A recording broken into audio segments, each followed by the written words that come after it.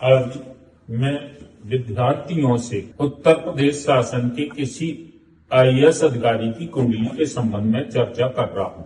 देखिए विद्यार्थियों, सबसे पहले जिसका जन्म वृषभ लगन में होता है, वृषभ लगन का स्वामी शुक्र है। शुक्र भौतिकता और विलासता का जीवन देने वाला ग्रह है। तो जब शुक्र की लगन में जिस व्यक्ति का जन्म होता है, इनके आंख, गाल और ओंठ बड़े दर्शनीय होते हैं और मोहक होते हैं। इनका व्यक्तित्व इतना चुंबकीय होता है कि ये जिसके सामने बैठेंगे वो अपनी ओर आकर्षित करने की कला से युक्त होते हैं। हम माध्यमिक शिक्षा देखेंगे चतुर्थ स्थान से। चतुर्थ स्थान में सूर्य का उदय हुआ और सूर्य इनका मात्र 0 डिग्री का है। जब इनकी निर्यण भाव चलित कुंडली देखते हैं तो सूर्य इनका 10वें स्थान में आ जाता है, तो हम सूर्य को 10वें स्थान में ही मानेंगे। दूसरा मतलब यह है, इनका गुरु ज्ञान का कारक ग्रह है। गुरु का जब पंचमेश से संबंध बनता है तो इन्होंने मतलब यह है आर्ट साइड से स्नातक शिक्षा प्राप्त की। अब शनि न्याय और कानून का कारक ग्रह है। इन्होंने स्नातक शिक्षा के बाद पीजी भी राजनीतिक विज्ञान से की। इसके बाद इन्होंने एलएलबी की। इसके बाद इन्होंने मास्टर ऑफ लॉ की और इस समय लखनऊ हाई कोर्ट में प्रैक्टिस कर रहे हैं। ये 2022 में रिटायर हो गए हैं। अब मैं शिक्षा के संबंध में आप लोगों को बता चुका हूं कि पंचम स्थान का स्वामी का संबंध अष्टम स्थान के स्वामी गुरु के साथ, और गुरु जब 10वें स्थान में गुरु और बुध और मंगल का संबंध बनने पर और शुक्र का पंचम स्थान पर दृष्टि होने की वजह से जब बुध का गुरु से संबंध बनता है तो ऐसे व्यक्ति दार्शनिक विचारधारा के होते हैं।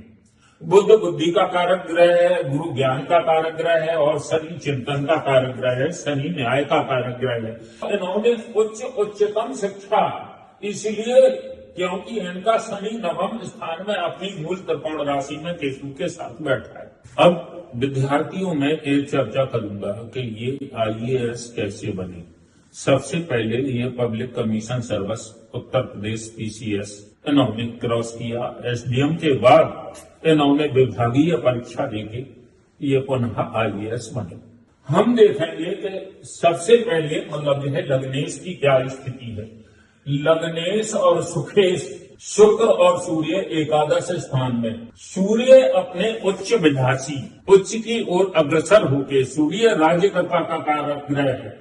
जब इनकी कुंडली में सूर्य और शुक्र एकादश स्थान में बैठा है और कर्मेश शनि केतु के साथ भाग्य स्थान में स्वयं भाग्येश बन के बैठा है। दूसरा हम इनकी कुंडली में देखते हैं कि पंचमेश और सप्तमेश दोनों केंद्र त्रिकोण के स्वामी हैं।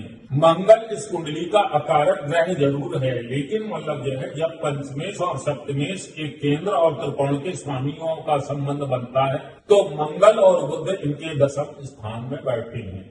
लाभेश गुरु इनका 10वें स्थान में बैठा है। इन्हें आईएएस सूर्य और बुध ने बनाया क्योंकि सूर्य सुखेश है और बुध इनका पंचमेश है। जब केंद्र त्रिकोण के स्वामियों की महादशा अंतरदशा आती है, जब त्रिकोण का स्वामी केंद्र में बैठ जाए या केंद्र का स्वामी त्रिकोण में मतलब यह है दोनों युक्ति बना लें तो ऐसे व्यक्ति बहुत जल्दी उन्नति कर लेते हैं और प्रशासनिक सेवा में ही जाते हैं। क्योंकि इनका सूर्य 0 डिग्री का है तो सूर्य और बुध का बुधादित्य योग ने इन्हें आईएएस बनाया। दूसरा, इनकी कुंडली में सबसे पहले ये देखा जाएगा कि भाग्येश की क्या स्थिति है। वो भाग्येश इनका 9वें स्थान में केतु के साथ बैठा है और भाग्येश शनि इन्हें बेहतर फल देगा।